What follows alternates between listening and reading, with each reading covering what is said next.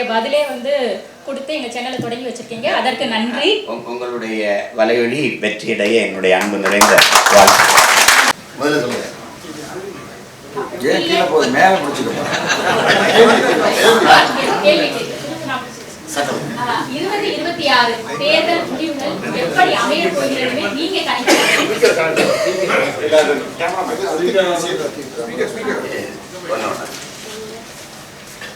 கணிக்கிறது தான் எங்க ஐயாவுடைய தேர்தல் முடிவுங்கிறது இங்க இருக்கிற யார் கையில் இல்லை, என் கையில் இல்லை, உங்க கையில் இல்லை, ஒவ்வொருத்தருடைய கையில் இருக்கு. இது மக்களுடைய சிந்தனை தெளிவு, அதனால வர்ற தேர்வுல இருந்து வர்ற ஒரு வெளிப்பாடு. அதனால இது இப்படிதான் இந்த முடிவு வரும் அப்படின்லாம் சொல்றதுக்கு இல்லை. எப்படி வந்தாலும் ஏற்கணும். ஆனா நாடு மக்கள் நலன் பேணுகிற, அதையே முதன்மையா சிந்திக்கிற ஒரு அரசு அமையணும் அப்படின்னா அதுக்கேற்ப மக்கள் சிந்திச்சு வாக்களிக்கணும். வரும்போது நல்ல அரசு அமையும். அதை நோக்கி தான் எல்லாருடைய பயணமும் இருக்குது, குறிப்பாக எங்கள் பயணம் இருக்குது. அதனால் இது எப்படி வரும் அப்படின்லாம் சொல்ல முடியாது. அந்த 26 தேர்தல் எப்படி வர முடியாதுன்னு சொல்ல முடியாதுன்னு சொல்லிட்டீங்க. ஆனால் எப்படி அமையணும்னு சொல்லி நீங்கள் விரும்புகிறீங்க? இல்லை, அரசியல் அப்படிங்கிறது முழுக்க முழுக்க மக்களுக்கான சேவையாக இருக்கணுங்கிறது தான். அது நம்ம தாத்தா காமராஜர் அவர்கள் சொன்னது. எங்கள் தலைவர் எங்களுக்கு கற்பித்தது அது மக்களின் மீது அதிகாரத்தை செலுத்துகிற விவகாரம் அல்ல, மக்களுக்கு ஆற்றப்படுகிற தொண்டுங்கிறார். நாங்கள் வந்து எல்லா உயிர்களுக்குமான தேவையும் அதை நிறைவு செய்யும் சேவையும் தான் அரசியல். இப்போ அந்த மாதிரி ஒரு அரசியல் அமைப்பு இங்கே உருவாகணும்னு நினைக்கிறோம். இங்கே அரசியல் வந்து பெருத்த லாபம் ஈட்டும் ஒரு தொழிலாக மாறிடுச்சு.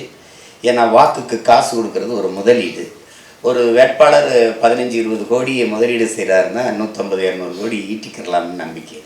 அப்போ இது சேவை இல்லை, ஒரு புனித அமைப்பு, ஒரு வர்த்தக நிறுவனமாக மாறிடுச்சு. இங்கே கட்சிகள் எல்லாம் எப்படின்னா பொலிட்டிக்கல் பார்ட்டி எல்லாமே ஃபேமிலி ப்ராப்பர்ட்டியாக மாறி இருக்குது. அதில் போய் மக்களுக்கு இங்கே சேவைங்கிறது ஒரு வெற்றி சொல்லாயிருச்சு. இங்கே எப்படின்னா கட்சி அரசியல், தேர்தல் அரசியல் இருக்குது, மக்கள் அரசியல் இல்லை.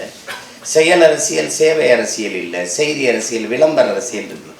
இதை தகர்த்து மக்கள் அரசியல், செய்தி அரசியல் இல்லாத செயல் சேவை அரசியலாக வரணும்னு நாங்கள் நினைக்கிறோம். அப்போ இங்கே நாட்டையும் மக்களையும் பேரன்பு கொண்டு காதலிக்கிறவங்க கையில் அதிகாரம் இருந்தால் தான் இந்த நாடு சரியாக இருக்கும். எப்படியாவது மக்களை ஏமாற்றணும்னு நினைக்கிறவன் என்ன செய்வான்? தேர்தல் வரும்போது பொங்கலுக்கு 3000 கொடுப்பான், அரிசி வறுப்பு கொடுப்பான், வேட்டி சேலை கொடுப்பான், மடிக்கணினி கொடுப்பான். மடிக்கணினி தேர்தல் நேரத்தில் கொடுக்கும்போது தேர்தல் அரசியலாக இருக்குது. பொங்கலுக்கு தொகை கொடுக்கறது, அரிசி பருப்பு கொடுக்கறது ஒவ்வொரு ஆண்டும் கொடுத்தா அது மக்கள் அரசியலாக இருக்குது. தேர்தல் வரும்போது கொடுக்கும்போது தைப்பொங்கலாக இல்லாமல் தேர்தல் பொங்கலாக மாறிடுது. பொங்கலுக்கு புரியுது நன்கு. அப்போ இந்த நிலையில் வந்து இதை தகர்க்கணும் அப்படின்னா நீங்கள் வந்து அதுக்கு பேர் வந்து ஒரு தலைகீழ் மாற்றம் வரணும். அதுக்கு பேர் தான் ஒரே வார்த்தையில் புரட்சி. அது வரணும். அது மக்களின் மனத்திலிருந்து வரணும்.